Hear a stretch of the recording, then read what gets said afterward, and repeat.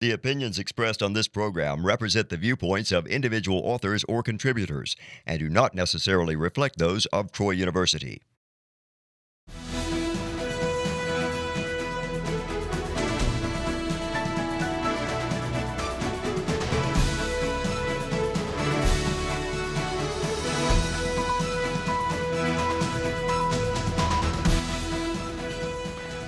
Hello and welcome to EconVersations. I'm your host, Dr. Dan Sutter of the Johnson Center for Political Economy at Troy University. The 2016 college football season is about to kick off with the Alabama Crimson Tide where they finished off last season, at the top of the Associated Press poll. Alabama has won 4 national titles in the last 7 seasons under Coach Nick Saban. If a business were so dominant in their market, some economists and politicians might accuse them of being a monopoly and seek to prosecute them under the antitrust laws. Is Alabama football really a monopoly? Well, it turns out that sports offers us some useful parallels to how economists like to think about competition and monopoly, and shows us how we can all benefit from competition, even if the same team seems to always end up on top. Joining me on the show today to talk about whether dominating the competition makes one a monopolist is my colleague from the Johnson Center, Dr. John Dove. John, welcome back to the show. Thanks for having me. We're going to change things around a little bit, and you're going to be taking the lead here today, talking about asking me some questions about this topic, and so we'll change our discussion a little bit. So that's right. Thanks for coming on the show. Yeah, thank you, and thanks for allowing me the opportunity to take on this role, something new for me. But really, trying to think about a monopoly in the context of that, I think it's important to look at it, understanding that a lot of individuals see monopoly in terms of games or competition, things of that nature, and that really kind of brings up this idea about Alabama football, where, as you've said, we see them being the dominant team that they are and have been for a long period of time. All sorts of national awards and everything else, many draft picks, and even in a down season. They still seem to be extremely dominant, isn't that right? Yes. So they are on a great roll here. One is really sort of quite historical. The Associated Press poll has been around for 80 years now, and in that 80 years, there's only one other time that a team has finished on top of the poll 4 times in 7 years. That was Notre Dame back in the 1940s. So it's quite an accomplishment, a historical one that certainly Alabama fans should be quite proud of. And as you mentioned, on some of the other seasons when they haven't won the national championship, in the last 8 years, in 2008 they went to the SEC championship game with a chance to play for the national title.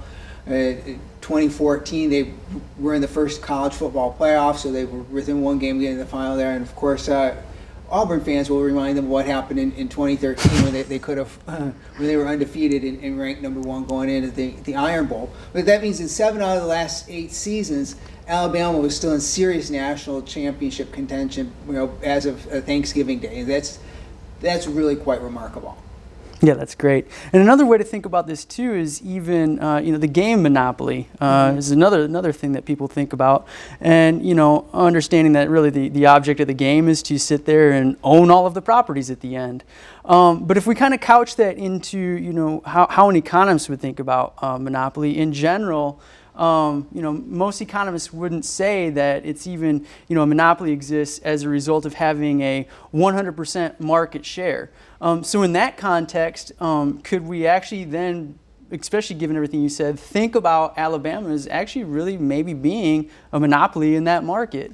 Yeah, certainly if we relax the idea of thinking like you have to win every time or control actually 100% of the market, in practice, we apply the term monopoly often well below that 100% threshold. And so, yeah, in that regard, you might well think that Alabama's been dominating enough that it's not completely implausible, or at least for the purposes of kicking off our show and thinking about the parallels here, to think of them possibly as a monopolist. Okay. And so I guess another way to think about it then, too, and we might have a slide on this, is, the economist John Hicks, very famously once said in describing a monopoly, the best of all monopoly profits is a quiet life. And so, what exactly, is he referring to here? Well, this was his way of pointing out that, yes, maybe the first thing that people think about with monopoly is making profits.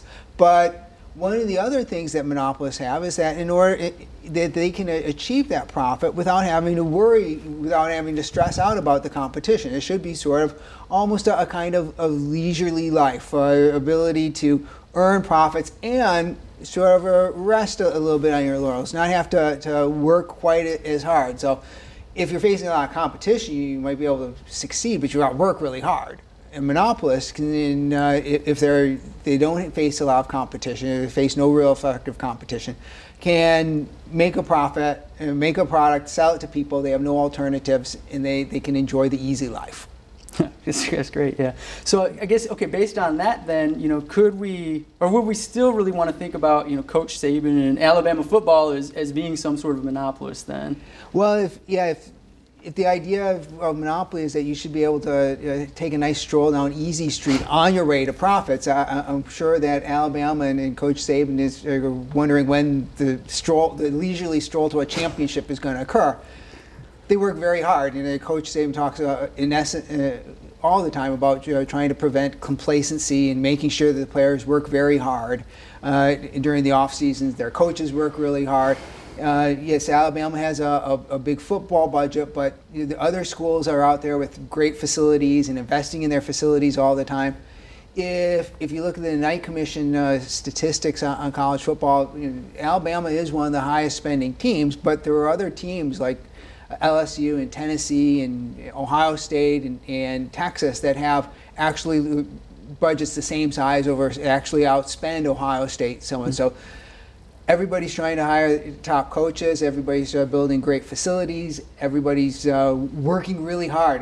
The other teams across the SEC across the country have all been working equally as hard as Alabama during the off season, getting ready for the upcoming season. So they're all working very hard. So even when Alabama does win all the time, or it seems like they win all the time, they still face this competition. They certainly don't have the quiet or easy life. No. And I guess, so thinking about that then in terms of other sports, especially given the recent Olympics where we see people like Michael Phelps and Usain Bolt absolutely dominating their sports, winning all of the gold medals they've had, setting all of the records they have. But in that context, they still face much the same competition that teams like Alabama do. And really, if they did actually try to live that easy life, then they probably would never be in the dominant position they were in. So I guess that sort of then brings up the question of, as an economist, and when we think about monopoly as an economist, what then really is that defining characteristic or characteristics of a monopoly? Well, that's a great point, and yeah, that does get us into this next question. Yes, you can win a lot of gold medals, but again, Phelps and Bolt, they have to perform at that very high level.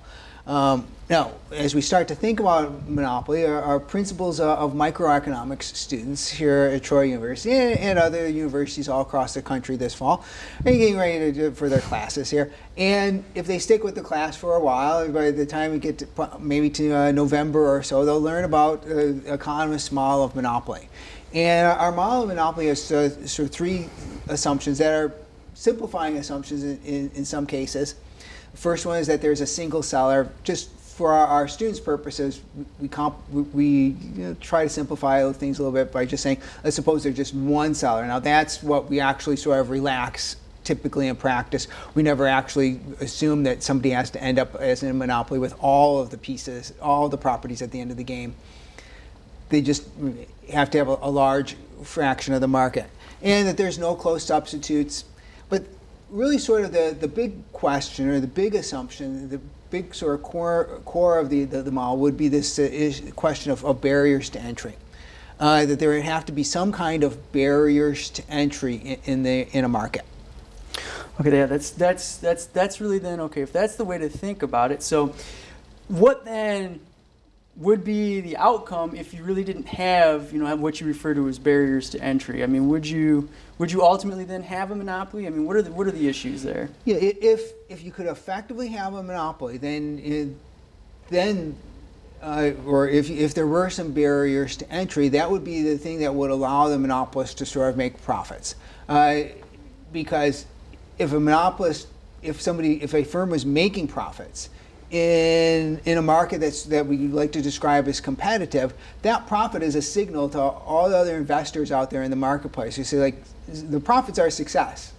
And one of the first things you see, whether it be in football or in the business, when somebody's having success, others who want to have that same kind of success want to say, like, well, what are they doing? Well, how can we get in on that? How can we crash that party? And so, we've seen this last season, in the case of Alabama football, the Alabama's defensive coordinator, Kirby Smart, was hired away by Georgia to be their new coach.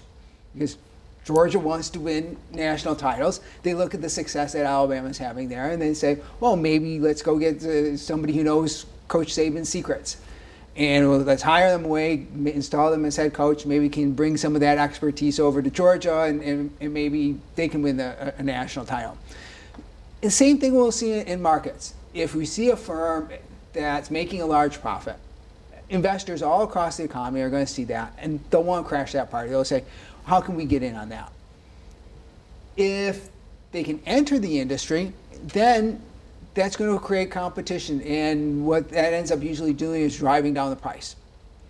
And so you have firms enter the industry, undercut the price, drive down the price, and compete those profits away. Sometimes it's referred to as the elimination of profits principle. Mm-hmm. If a firm is going to continue to make profits over time, what they're going to have is something that's protecting them against that competition. And again, this is what we like to refer to as this concept of barriers to entry. Okay. And so I guess, based on that then, is it even necessarily the case that if there is just one dominant firm in the marketplace, is it the case that that firm is a monopolist? Are there potentials, even where there is only one firm then, for there to be things like, well, what we refer to as contestable markets or potential mm-hmm. competition in the marketplace? And if those things exist, then what effect might that have, even if there is just a single seller within the marketplace? Yeah, that's a great point. It's a great point because economists recognize, or we have ways of thinking about markets where you could have a small number of competitors, but under the right circumstances, they might compete very vigorously with each other. Well, a few decades ago, economists actually sort of expanded this idea, a revolution in industrial organization, where the area of economics where economists study forms of markets. Was, as you mentioned, what is known as came to be known as contestable markets theory, and this actually takes the whole idea of potential competition to its limit. They say you could have a single firm in the marketplace, but in the absence of barriers to entry, other firms could enter that industry at almost any time to compete with the dominant firm. If that dominant firm that maybe actually has 100% of the market is worried about that potential competition, they could be taking action they could be competing against competitors who don't actually exist at this point in time. And so you could see a market where you have the single seller of our model of monopoly, and you could even have what we would describe as a competitive outcome in that industry. The key thing being that then there are no barriers to entry in that case. So that's why really sort of this whole idea of barriers to entry is such the key to our thinking about how markets perform. So then, okay, based on that then, even a firm that has 100% market share may not, at the end, actually be a problem in any sort of way. No, they may not. They may face this potential competition. They may be able to envision, certainly one of the things that has happened in industries to some monopolists over time, if they do sit back, technology could change. You see new technology, new products that come in. That gets this idea of close substitutes, that you might be able to keep control over your product, but something new comes along.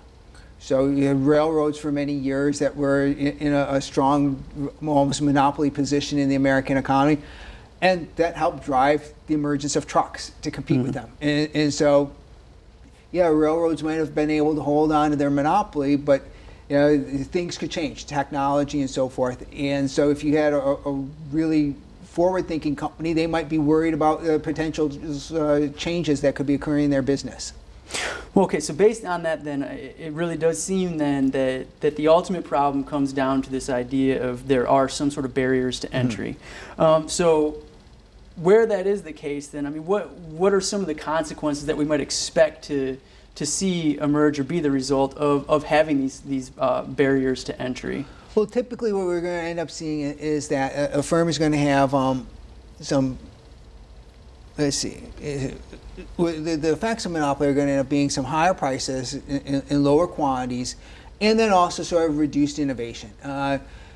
One of the reasons, although the last point is a little bit of disagreement, economists argue some amongst ourselves about how much innovation there could be in competition.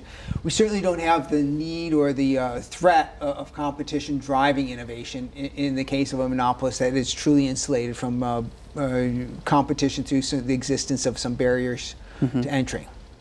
So then, I guess we're kind of talking, a little bit esoterically here, but what exactly then are barriers to entry? How would you go about defining those, and what are some good examples then of some barriers to entry that we might see? Well, one of the cases of a barrier to entry that you can have is sometimes there is a product that there's an input, what we sometimes would refer to as a crucial input that you need to be able to produce something. A good example of this would be in the case of gasoline. Well, you have to be able to have oil. You can't, we don't know how to make gasoline without oil. So in theory, if you can't get access to any petroleum or oil, then you can't refine it into gasoline. And so that's at least conceptually a type of a technological or barrier for production, a barrier to entry due to the nature of production. If there's a crucial input and somebody was able to get control of all of the oil stock in the world, then they could simply say, I'm the only person who owns any oil. You need to have oil to produce gasoline. It could create a barrier to entry in that regard because we can't fabricate petroleum. But that's a very rare case, and that's not one that comes up very often. So what might be some other barriers that we might see then as well? Well, we certainly see another case of a barrier to entry would be a patent or a copyright that's sometimes granted a company, and that's a case where if somebody's come up with a new product, a new invention, or you give a temporary patent, which gives a temporary legal monopoly over the product, and that means that as long as that technology is under patent, if anybody else wants to use that basic technology, they'd have to go to the patent holder and get their permission. And to be able to negotiate with them to get a license to use the patent. And if they tried to do it without getting the license, then they could be litigated. The holder of the patent could file a lawsuit against them and in effect force them to make a payment or force them to shut down production for violation of the patent. And that really gets us into, I think, probably the most common form of barrier to entry, and that's some form of legal barrier to entry. And what could keep a company from entering an industry is some legal prohibition on entry, legal restriction of entry that's put in place by the government. So, given that then, I mean, what would actually be some examples of these legal barriers to entry that you're referring to? Some of the legal barriers to entry could be, for instance, the case of the Postal Service. The U.S. Postal Service has a legal monopoly over the delivery of first-class mail in our country. And so if you try to go in that business and Congress doesn't give you permission, then you could be prosecuted or shut down for that. So that would be a case where it's a very different case than the patents, because in the case of patents, what we're trying to do is set up a way for inventors to get rewarded. And so we're intentionally creating the patent protection as a way to allow maybe an inventor to earn some profits to compensate for the expenses they undertook to try to develop a new product. In the case of something like the Postal Service's monopoly over delivery of first-class mail, it's less clear as to why there's a rationale. But government places all kinds of barriers to entry in a place, or just a legal requirement that you could have to go to a state board or a federal government agency and get permission to enter the industry. Okay, so given all of this then, and some of the issues that we see associated with monopoly, how is it that antitrust might actually play into all of this? What's sort of the purpose behind it, and what are some of these famous cases that we've seen emerge as a result? Well, antitrust are laws that we have in place to try to deal with the problem of monopoly when it arises, and especially if there is the possibility that that an industry could be competitive, but it happens to be getting monopolized, or you're getting too close to that single seller, or that it could be leading to higher prices and reduced quantities and less innovation in the industry. If there's some way we could facilitate that competition, so a little prod along to break up a firm that gets too big, or make sure that the rules of competition get enforced, then we could see competition prevail in an industry, and we could have all the benefits of competition. And now, historically, though, we've run into problems because although economists like to focus on the role of barriers to entry, antitrust lawyers are less approach this topic a little differently, and they're more likely to simply look at the size of a firm in an industry. Yeah, and that's important. I mean, so given that, I think we have the Standard Oil case up here. If you're simply looking at the size of the firm relative to the barriers to entry, I mean, especially from the legal standpoint, I mean, what are some of the problems then that are associated with that? If again, talking about and thinking about it in terms of Standard Oil, where they were the dominant firm in the industry, but what was happening to price and output as Standard Oil gets larger, and then once they're broken up, what might be some of the issues associated with that? Well, that's a great point, because in 1890, Standard got up to the controlling 88% of the market for refined oil in the United States. So their monopoly was at the level of refining petroleum or refining oil into mainly kerosene at the time. And so they did have a very large share of the marketplace. But at the same time, there were no real barriers to entry. Over a 20-year period, I think there was over 140 different refineries came into business over that time. So John D. Rockefeller, who founded Standard Oil, had no ability to keep other firms out of this industry. There were no barriers to entry. So the only way, given the absence of barriers to entry, that Standard could maintain such a large market share was by outperforming, outcompeting the competition.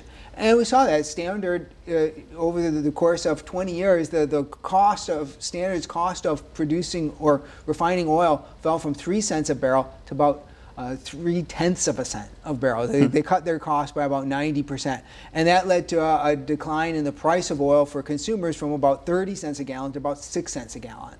And so Standard had a large share, but because they were competing very effectively. Just as like Alabama, yes, they win a lot of national championships, but if their players took this off season off and didn't work hard, if they didn't work hard in practice, I suspect they're going to lose some games this upcoming year. Right? So again, Standard would be a case where they had to succeed. The only way that they could prevail, because they didn't have ways to keep rivals out of the industry, was by performing well at a high level. And also, another important case actually is the Alcoa case, where my understanding is a lot of the argument was they had effectively monopolized one resource. I believe it was aluminum. I could be wrong about that, but this was a major case. What are some of the issues associated with the Alcoa case? Well, Alcoa was created when when we came up with the way to produce this aluminum, the high grade high grade